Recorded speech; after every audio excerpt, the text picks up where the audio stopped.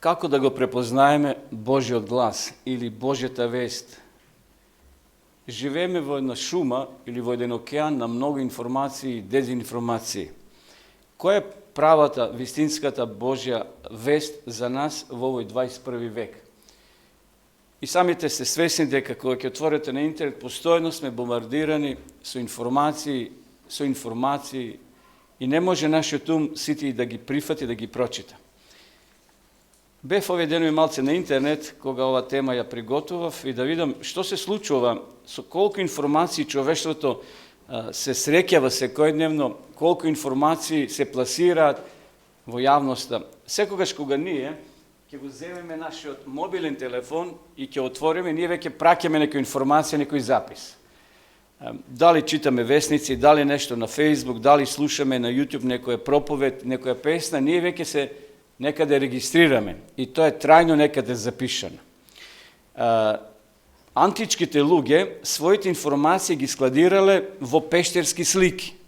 Таму цртали, преку тие слики праќале порака до оние кои ќе ги посетат. Според историјата, во Кина првите печатени книги настанале некаде околу 600-та и 900-та година од нашата ера. Повеќе од 1 милион години, односно не милениум, пардон, не 1 милениум години, значи книгите биле главен извор на складиране информации. Значи тука се печатат, тука се стават и луѓето ги пренесувале, читали така натаму. Меѓутоа кога било пронајдено радиото 1947 година, транзисторот бил пронајден, направен и така сега информацијата може да пласират до граѓаните, до луѓето кога се дома. Таму некаде има радиостаница, тој зборува и ние слушаме. Меѓутоа, во 1956 година е пронајден микрочипот и општеството доживува нагла промена. Пото се случува компјутерска моќ, бежична технологија, интернет, вештачка интелигенција и напредок во самата технологија. Мобилна комуникација.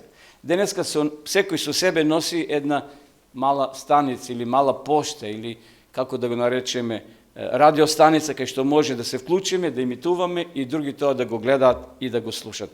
Сеќавате на оние видеоленти што ги имаше и видеорекордери имавме. Потоа CD, па DVD, сега оние USB, оние малечките, 3-4 сантиметри. Го имате, в джеб го носите со 32 гига или не знам колку гига и може да носите цел компјутер во вашиот джеб. Така да, со нагли чекори одиме напред. Јас ке спомнам тука некои имиња што можеби некои содржини, можеби за нас и непознати. Еве еден податок, секој ден на земјата генерираме 500 милиони твитови, 294 милиарди електронска пошта, 4 милиони гигабајти податоци на Facebook. Во 2018 година, вкупната количина на податоци создадени, заробени, копирани, потрошени во светот изнесувало 33 зетабајти. Што е тоа зетабајти? Одите на интернет, ќе видите што тоа значи зетабајти. Нешто кај што се повеќе и повеќе огромни податоци се складираат во некои работи. На некои сегменти се става да се сочуват. Денеска, например, обичните мобилни телефони се некаде околу 32 гига. Например, айфоните се 500 гига капацитет, кај што може да складираш слики, податоци и се оно што ти треба како податок, го чуваш. Терабајтот е нешто повеќе од 1000 гигабајти. Знаете, оние екстремни што ги купуваме, да си чуваме материјалите, ги вадим од компјутерот и ги чуваме таму како дадотека, односно како един вид, ја го нарекувам подрум, кај што си ги чуваме работите. И кога треба си ги вадиме. Како во подрумот имаме гајби, имаме се и се што кога ни треба, го вадиме и го користиме. Ова нешто слично е да го простиме, значи тоа се капацитети кај што се повеќе и повеќе се зголемуваат и материјали се повеќе и повеќе може да чуваме. Замислете колку информации струјат денеска во светот. Например, ако складирате 175 зетабајти на DVD, знаете DVD што е, оне плочите што ги имавме. Замислете сега колку беше плочата? DVD. 2, koliko je? 4,7. To je mal kapacitet. A во тоа време, тоа беше многу материјал да складира. Сега веќе едно DVD воопшто никој не го користи. Замислите како пресметал. Ако складирате 175 зетабајти на DVD, вашиот куп DVD ќе биде доволен да ја закружите земјата 222 пати. Замислите колку треба тие CD-ња DVD за тие 175 зетабајти. Тоа е голема меморија. Ако се обидете да превземете 175 зетабајти со просечна брзина на интернет конекција, што ние имаме овде, ќе ви требаат 1,8 милиарди години да ги превземете тие податоци. Замислите колку е тој податок. Или пак, сите луѓе колку ги има на земјава, 7 и колку, скоро 8 милиарди, да сите превземат од тие 175 зетабајти, потребно е 81 ден. Да 8,5 милиарди луѓе да ги превземат тие податоци. Тоа за нас сега може би и големи се тие бројки. Корисниците на Твитер во 2018 година испратиле 473.400 твитови. Тој твит, знаете, само да кликнеш или да пратиш некоја кратка порака. Корисниците на Snapchat, тоа е исто социјална мрежа како Viber, споделиле 2 милиона фотографии. Корисниците на Instagram објавиле 49.380 слики. Тоа е 2018, а сега сме 2022. Во секој секунда на Google се пребарува 3,5 милиарди пребарувања. Одиш на Google и нешто ти треба. Значи во секунда, а замислете во минута, во час, во ден, во година. Еве уште еден податок на крајот. Во 2007 година човештвото успешно испратиле 1,9 зетабајт информации преку технологијата на емитување, како што се телевизорите, GPS и така натаму преку своите мобилни апликации.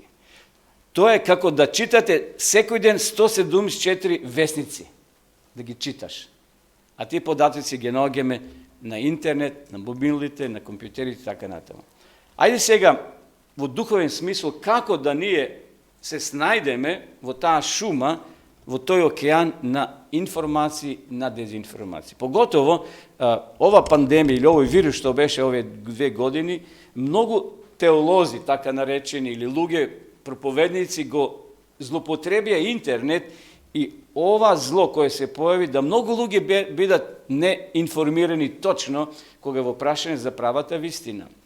Секако имаше и добри работи кои ги прочитавме, кои ги слушавме од луѓе кои проповеда, кои зборува, не подсетја на некои работи што ги знаевме. Меѓутоа, како ние да ги препознаеме, браќа и сестри, вистинските информации, како да го препознаеме во сето тоа дека е Божи глас, дека е тоа од Бога. Некои луѓе ги напуштаа своите работни места, некои луѓе се преселија од цело во град, некои луѓе дури се разведоа од своите сопруги или сопрузи, во смисол не се согласија со некои работи што ги слушнале. Сето тоа благодарение, условно кажано, на тие информации или дезинформации кои ги слуша овие години наназад. Како ние да се снајдеме кој е Божја вест, а кој е само вест како сензација испратена во јавноста, а не може да ја провериме? Како да го препознаеме ние денеска Божјиот глас во сето тоа? Денеска Божјиот глас се пренесува преку литература, значи имаме списанија, книги, преку проповеди, преку радио, ТВ емисии, песни, филмови, преку интернет и така натаму. Ајде да видиме ние од Божја, од библиска перспектива, како Божите луѓе во тоа време го препознавале Божјиот глас. И тогаш Бог работел и сатаната. Ништо ново нема. Само сега може би во еден нов облик, во една нова обланда тоа ни се дава. И денеска, на жалост, многу од нас тоа го јадат, го голтат, не се свесни дека може би позади се крие гласот на непријателот, отколку на Божјиот глас. Ајде првен да го видиме Аврам. Човек, татко на верата наречен, човек кој оставил длабок траг во Библијата и постојано нема некоја книга, а да не се допре до неговиот живот и се оно што тој го направил. Како Аврам го разбрал Божјиот глас? Одиме во прва книга Мојсеева, vo izle, odnosno vo bitije, i da čitame 22 glava od 1. do 2. stih. Da vidime kako Avram, koji nema Google da proveri, evo si je neku informaciju koju sakame da proverim, i odeme tamo i pišuvame, aha, to je to. Znači, Avram nema li internet, nema li kompjuter da proveri, nema nekoja enciklopedija, porano imamo ni enciklopediji biblijski. I ti treba to ime, Josif, imaš ovde tumačenje. Сега веќе тие енциклопедии не се интересни, зашто сето тоа е префрлено на интернет, си носиш со себе. Аврам немал прилика да провери дали таа вест што сега ќе ја читаме е од Бога или не. 1 Мојсеева 22, 1 и 2. По тие настани Бог го стави на проверка Аврама. Го повика: Авраме. Тој одговори: Ево ме, Господе. Бог продолжи: Земи го својот син, својот единец Исак, кога го љубиш, и отиди во местноста Морија и принеси го таму како жртва паленица на ридот што ќе ти го покажам. Ова е приказната за Аврам, браќи и сестри, татко на верата. Според претходните извештаи, тие добиле дете во длабока старост. Очигледно има полемика помеѓу теолозите дали Аврам и кажал на Сара за веста што ја добил од Бога да го принесе својот син. Може би Сара не знаела. И затоа после настанот кој ќе се случи, кога ќе отидат горе на брдото и ќе се вратат, Сара ќе умре. Ако ја читате, го читате родословието, не после долго Сара ќе почине. Може би слушнала што требало се случи. Може би тоа делувало низиното здравје. Но сега тоа е друга тема. Замислете сега, Аврам лежи во шаторот и слуша глас: Авраме, Авраме, земи го својот син, својот единец Исак, кога го љубиш, кога го сакаш многу, и отиди во земјата Морија и таму принеси го на жртва. Замислите, браќи и сестри, како му било сега на Аврам.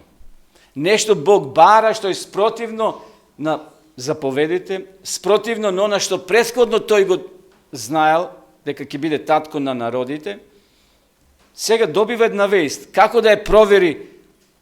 Може би, кога денеска некој од нас би добил таква порака од Бога, би отишол кај братот во Христа, кај старешината, проповедникот, може би одборот би го повикал, би рекла: луѓе, јас добив таква вест, дај кажете ми совет, што да правам. Аврам со кого да се консултира, со кого да разговара.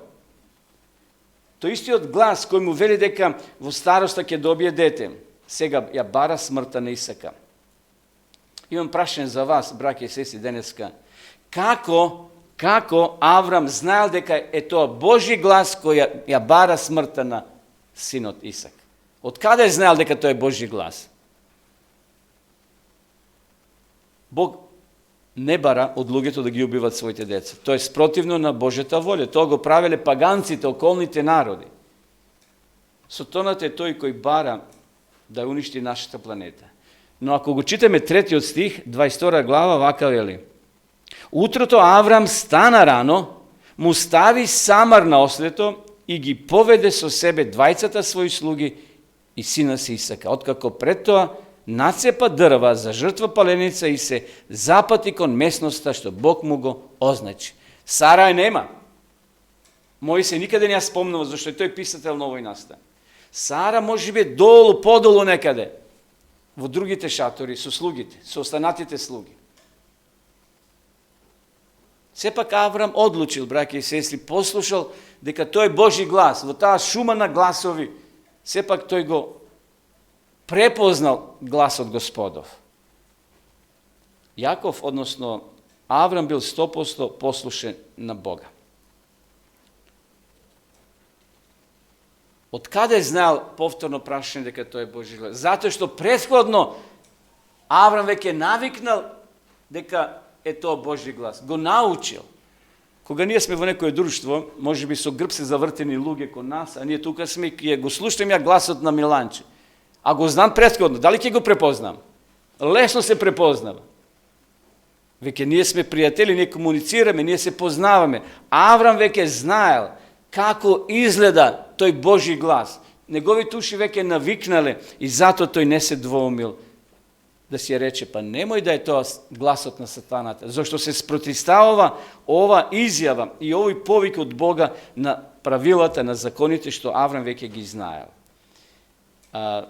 Ајде да ве само подсетам на неколку настани кај што Аврам веќе имал прилика да го слуша Божиот глас. Еве ќе ве подсетам. Првиот пат, прва Мојсеева 12.1, кога Бог го повикува од местото на живење да го напушти и каде да замине. Во Ханан излези од својата земја, од родното место и од татковиот дом, и оди во земјата што јас ќе ти ја покажам и ќе направам голем народ од тебе. Ќе те благословам и ќе го прославам твоето име. Гледате веќе, Аврам полека почнува да го научува, да го памти гласот како изгледа. Втор пат, 18 глава, од 1 до 6. Овде Аврам ќе ги угости овие небесни гости, а меѓу нив ќе биде Исус. Овде вели тројца мажи. Потоа Господ му се јави кај Дабот Мамра, додека седеше пред влезот на својот шатор во дневната жега. Некаде напладне, замислите. И тој гледа тројца непознати мажи кои доаѓаат. Забележа тројца мажи како стојат недалеко од него, штом ги издогледа, се стрча и така натаму. И сега тука е разговор. Господи мој, не е мој, ако најдов милост во твоите очи, не одминувај го својот слуга. Замислете, Аврам го угостил Исуса Христа и овие двајца ангели. Понатаму, имаме уште еден разговор, иста глава, 27 стих, 18 глава, кога Аврам разговара со Бога во врска со Содом и Гомор, дали ќе биде уништени или не. И еве го разговор, 28 стих. Може би ќе има 5 праведници, помалку од 50. Дали би го истребил целиот град заради петмина? И Бог вели, нема да го разорнам. И Аврам веќе навикнува на Божиот глас. Тој сега не се двоми кога ќе дојде и ова страшна вест од небото, кога Бог ќе му каже, Авраме, земи го синот свој, да го принесеш на жртва. И затоа Аврам е наречен, браќи и сестри, пријател на Бога. За цело тоа време Аврам ниту еднаш не се посомневал. Одиме на друга личност, а тоа е пророк Самуил. Да видиме како тој го препознава Бога, како ја препознава таа информација дека од Бога, дека не е лажна. Рековме на почетокот, мора да бидеме свесни дека денеска во светот има многу лажни информации или полувистините. И затоа мора да ја знаеме вистината за да ја препознаеме лагата. Самуило како дете имал проблеми да го препознава Божиот глас. Може би слични сме и ние денеска на Самуило, кој лесно може некој да не прелаже со разни информации или дезинформации. Во прва книга Самуилова читаме извештај дека тој бил пратен кај еден постар човек на воспитание, тамо да служи во храмот, тамо да расте покрај овој Божи верен човек. Меѓутоа, што се случува во една прилика? Ајде отворете или заедничи да читаме прва книга Самуилова, 3 глава, читам од 2 па до 10 стих. Еве го овој настан што го запишал Самуило и сцената е слична, односно следнава. Прва книга Самуилова, 3 глава, од 2 стих.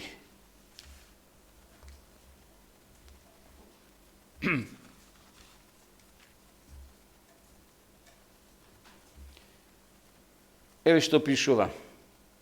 Божиот светилник уште не беше угаснат, а Самуил спиеше во Господовиот храм. И Господ го повика, Самуиле, Самуиле, а тој одговори, еве ме. И отрча кај Илија и рече, еве ме, тој ме повика. Ти ме повика. А Илија му рече, јас не те повикав, врати се и спи. И тој отиде и легна. Гледате, браќи и сестри, Самуило не навикнал на Божиот глас. Кога слушнал глас дека некој го вика од другата соба или надвор неговата соба, тој си помислил дека е неговиот предпоставен во овој контекст постариот брат Илија. А Илија што му вели? Не сум јас, синко, оди продължи суспиење. И понатаму, еве што пишува. Зато му рече на Самуил, 9 стих, оди и легни си, и ако те повика, ти речи, зборувај, Господи, твојот слуга слуша. И Самуил отиде и легна на своето место. И гледате сега што се случува. И Господ дојде и застана и викне како порано, Самуиле, Самуиле. А Самуил одговори, зборувај, твој слуга те слуша. Гледате, браќи и сестри, веќе стариот, искусен Илија знае како изгледа Божиот глас и неговите повици. И затоа му кажува на Самуило, ако те викне уште еднаш, втор пат, трет пат, кажи, слуша твојот слуга.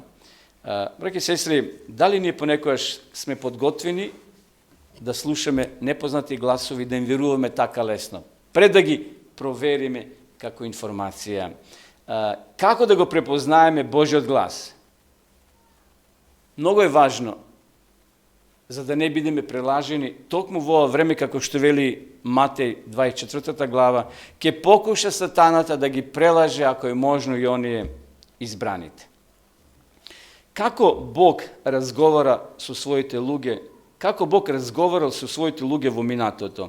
Еве во втората книга Мојсеева, во Излез, 34 глава, го читам 6 стих. Овде пишува како Бог разговарал во минатото со своите луѓе. 6 стих вели, Господ помина пред него, па се јави Јахве, Господ, Бог дарежлив, милостив, долготрпелив на гнев, многу милостив и вистински. Искажува милост на илјадници и така натаму и така натаму. Гледате, Бог како разговара со луѓето. Понекогаш Бог разговара со силен глас, некојаш пуштал бура, некојаш со тенок глас, некојаш како со Мојсей разговарал преку капината. Капината слуша глас Мојсей, гори таа грмушка, а не изгорува, и тогаш слуша глас, симни ги обувките, зашто местото каде што стоише света земја. Еве може читате во Дела на апостолите, како Бог разговарал со Павле, односно Савле. Сеќавате кога Савле се наоѓа на конјот и слуша глас, Савле, Савле, зошто ме гониш? Гледате како се обраќа Господ на Савле. Или кај Илија, кој лежал под смреката таму, обесхрабрен, само што не посегнал по својот живот. Толку разочаран, го допрел дното, после Кармил, тој доживува разочарување. И таму ангелот го удара во реброто и вели, ајде Илија, стани. Има Бог план со тебе уште. Бог му дава една нова визија, еден нов потик, Прва Царевите 19 глава 5 и 7 стих. Значи Бог овде како комуницира? Директно. Но има и друг начин како Бог комуницира денеска со нас. А тоа е преку речта Господова или преку Светиот Дух. Затоа треба да го чуваме, да чуваме нашата совест, да не внесуме во нашето тело опијати кои може да го разорнат, да ја разорнат нашата совест, нашиот ум, нашиот мозок. И Елена Вајд пише во книгата Воспитување дека Бог комуницира преку нашата совест, преку нашиот ум. А сатаната од друга страна па борба за ум денеска е. И затоа се повеќе и повеќе слушаме тој фатен, она фатена особа која пренесувала дрога. Денеска дрога на сите страни има. Се со цел да луѓето ја користат за да бидат во канџите на сатаната, како неспособни за својот живот. Токму дрогата тоа го работи. И затоа денеска Библијата е најраспространета книга. Но нема тоа да трае долго. Ке дојде време кога Библијата ќе биде повлечена, кога ќе се издаде декрет, закон, да никој не сме да има Библија во своји раце. И затоа, браќи и сестри, денеска е време кога ние можеме да внесуваме во нашиот ум материјал од Библијата, од Свето писмо, кој ќе наидеме на такви моменти, кога не ќе биде никој поред нас, кога сами ќе стоиме пред Бога и пред непријателот, Бог ќе ни даде сила да издржиме и да останеме верни. Знаете, денеска сатаната сака да не збуни. А кога се збуне, ти си веќе во ситуација кога си неможен да направиш нешто, да направиш исчекор. Сатаната не збунува.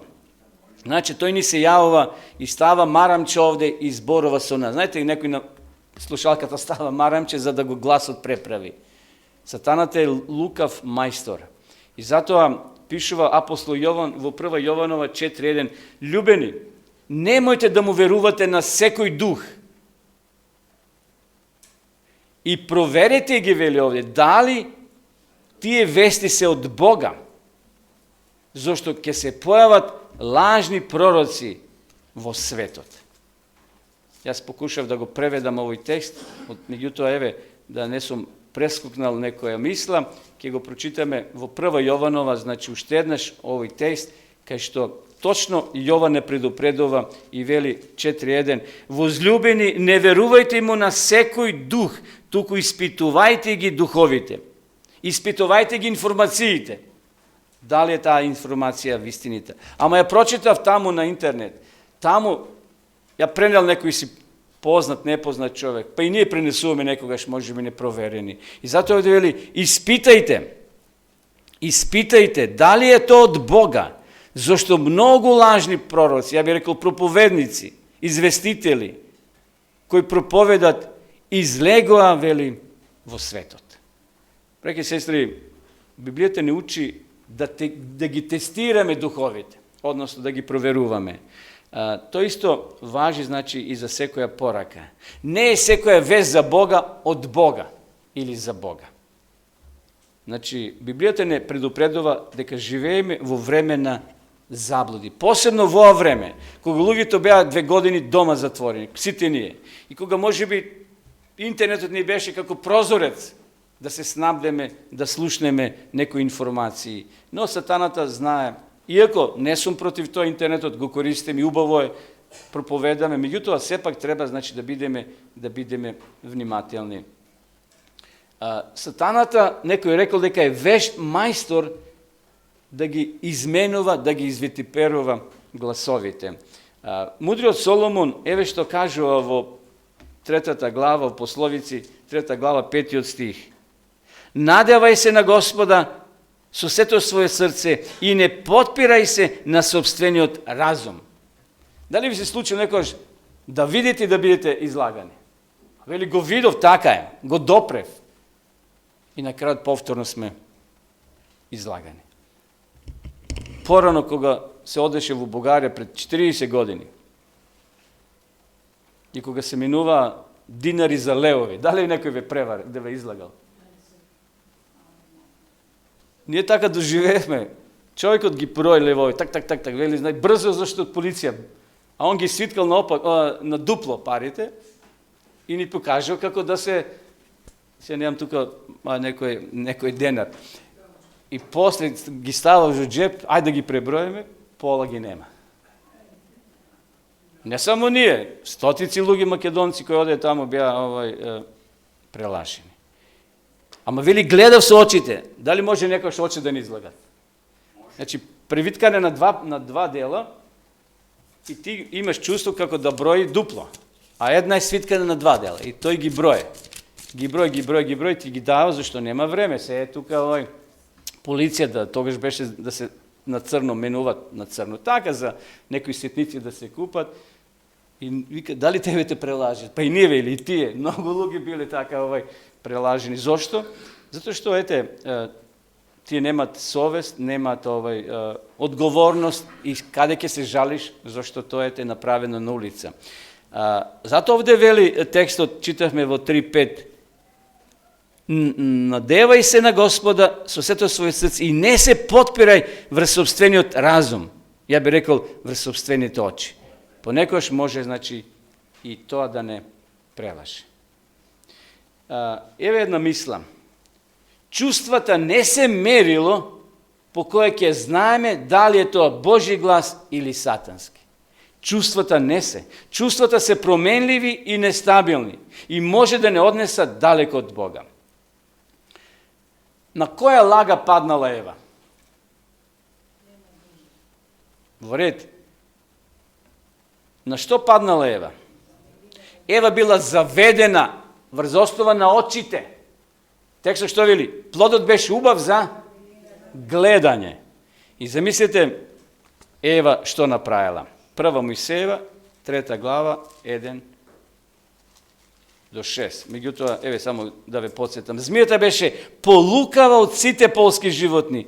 И одеме понатаму и рече на жената: вистина ли е дека Бог рекол да не јадете од ниедно дрво во градината? Жената рече: смееме да јадеме плод од дрвото во градината. Само за плодот на дрвото што е среде градината, Бог рече: не јадете од него и не допирете. Гледате, ева сега си додала збор што Бог не го кажал. Да, не сме да јадат, ама да го допират можат. А та сега си додава збор, че вели и да не допираме. И тука бил проблемот. Тоа бил замката што сатаната ја искористил. И тој го допрел плодот. Ништо не му станало. И Ева гледа како магепсена. Гледа во тој плод. И на крај вели самата откина. Јадеш и даде на својот сопруг. Тоа го прави денеска сатаната.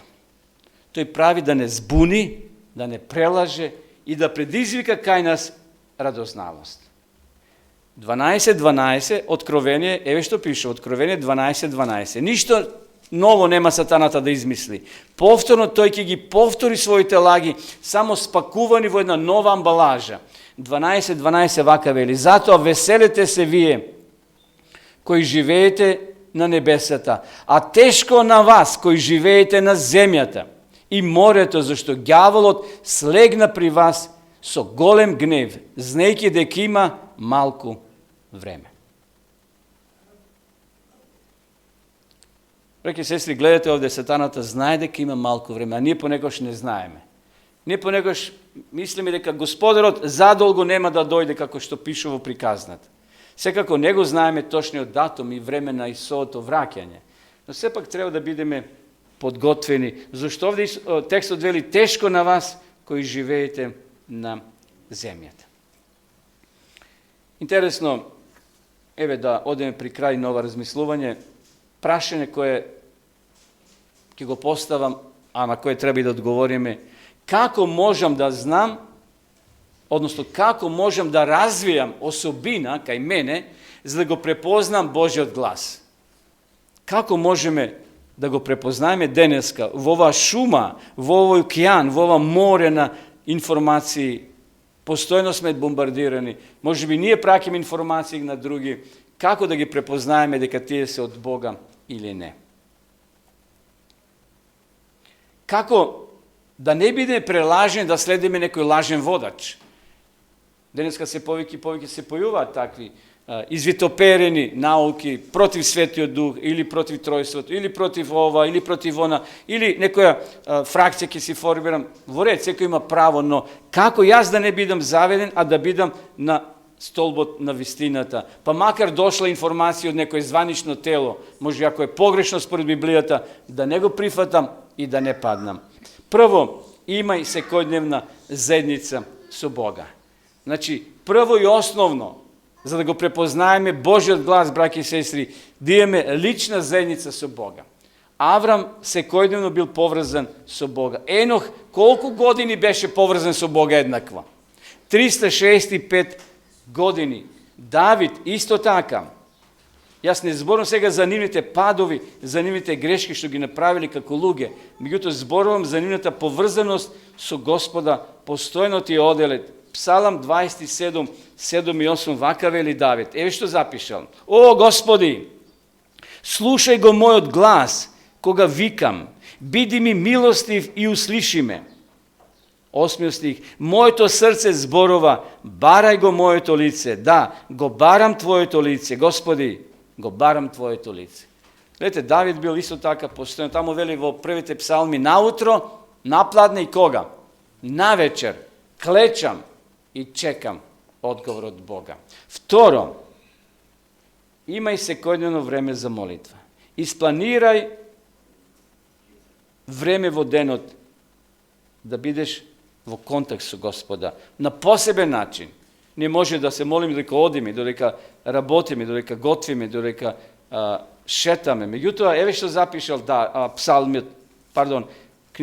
пророк Исаија во 50 глава, Isaja vaka veli, Gospode, 4. stih, Gospod mi dade vešt jazik, za da znam da gi zakrepnovam umornite со зборови. Секој утро тој ми го буди увото, за да го чуем како учениците.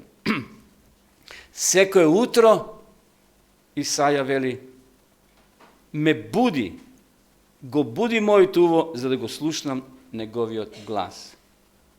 Трето, проучувај Библијата секојдневно. Исус имал навика да го чита Стариот Завет и да излегува наутро во природа. Во книгата Воспитување пишува дека Марија му била учителката на Исус. Иако Исус е Бог, се знае, меѓутоа како дете тој морал да го помине тој пат. Училницата му била природата, а таванот на училницата небото. Така пише во книгата Воспитување. Така да Исус добро го знаел Стариот Завет, бидејќи евреите уште до 12 години мора да го знаат, да ја знаат Тората и многу работи. И четврто, внимавај на својот ум да не се наполни премногу со светски информации кои ќе ти направат проблем. Знаете, во тие информации, во нашите лаптопови, во нашите компјутери, па и во мобилните, може да влезе вирус. Како тој вирус може да го отстраниме? Ние се би рекли има посебни програми. Кој е програм за прочистување на тие лажни вируси или тие вируси е вирус кој може да влезе во нашата духовност и да ја сруши нашата вера, да се појави сомнеш, да се појави критицизам, да се појави нешто лошо што нема да им помогне да напредувам, туку да назадувам. Секако тоа е Библијата. Библијата нека биде прочистач или Светиот Дух кој ќе ни укаже на се оно што е лошо, да може со Божја помош да го отстраниме. Значи, да ја намалиме светската литература за читање. Или тие мисии кои не ни помагаат за да напредуваме, туку на жалост може да назадуваме. Избор на пријатели, исто така треба да го направиме. Ако некој твој пријател ја загрозува твојата духовност, тргни го на страна или ти се тргни, зашто може тоа да негативно делува на твојата духовна репутација, да не можеш да напредуваш. Нека Господ ни помогне, браќа и сестри, во оваа шума на информации во овој свет, да го препознаеме тој Божи тенок тиво глас, кој може да не опомени, да не предупреди, да не врати назад, да го следиме оној вистинскиот пат, зашто сатаната знае, ако ги слушаме тие дезинформации, ќе ја сруши нашата вера во Господа, ќе ја толку обремени нашата вера и нашиот живот, што не ќе можеме да одиме напред со силни чекори, или пак не ќе бидеме подготвени за да ги направиме тие судбоносни чекори кога треба да ги направиме и да излеземе од дома и да ги напуштаме селата и градовите. Тоа е време кое престои, но не треба пред време да се оптератуваме, зашто може негативно да делува на нас и на оние кои се околу нас. Господ да ни помогне преку Светиот Дух да бидеме внимателни на гласот Божи, на пораката што тој постојно ни ја дава за наше добро. Нека му е слава на големиот Бог. Амин.